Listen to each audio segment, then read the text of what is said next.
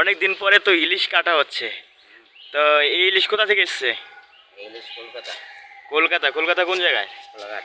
কোলাঘাট। একবার দেখাই দেবো ইলিশটা। এই দেখেন যেরকম এই চওড়া দেখো। সেরকম গোল। আচ্ছা, এটার রেট কি আছে? এই রেট 1800 টাকা। 1800 টাকা কিলো।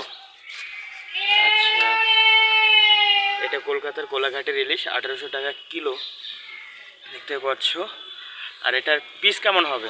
এটা গাদা পেটি হবে। আচ্ছা, এটা অরিজিনাল ইলিশ কিনা ডুপ্লিকেট সেটা কি করে বোঝা যায় সেটা একটু বলবেন? অরিজিনাল ইলিশ এটা। এটা অরিজিনাল ইলিশ হবে। ঠিক আছে, একবার পিসগুলো দেখিয়ে দিচ্ছি। এটা কিরকম পিস হবে? এটা গাদা পেটি হবে। গাদা পেটে।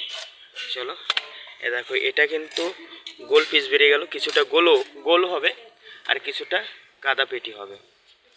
দেখে দিচ্ছি, দেখো পিসগুলো দেখো। আর এদিকে কিন্তু কাটিং চালু হচ্ছে। এই দেখো পিসগুলো দেখে নাও। এ তো হালকা ডিম বেরিয়ে গেল, স্বাদে কোনো অসুবিধা হবে না তো? না, স্বাদ সেই ভরপুরই থাকবে। এটা হালকা ডিম বেরিয়ে গেছে, দেখো দেখতে পাচ্ছ, কিন্তু স্বাদ কিন্তু ইলিশের মতনই স্বাদ থাকবে। এ দেখো, দেখতে পাচ্ছ। এ দেখো, এটা কিন্তু পেটি হচ্ছে, আর এ হচ্ছে গাদা। ঠিক আছে, এটা গাদা পেটি হয়ে গেছে। এ দেখো, দেখতে পাচ্ছ।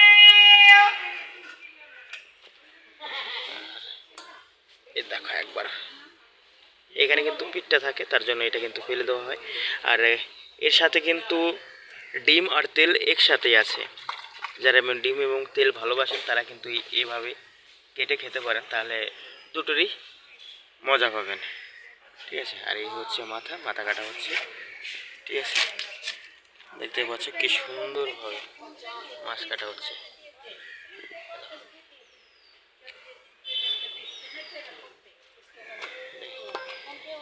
এটা কিন্তু মাথা এখনো কিন্তু একদম পুরো তাজা, দেখো রক্ত কিন্তু এখনো শুকায় নাই, মানে জাস্ট এখনই মনে হচ্ছে ধরে নিয়ে চলে আসলো। ঠিক আছে, চলো, এ হচ্ছে ফাইনাল পিস। দেখা হচ্ছে নেক্সট ভিডিওতে।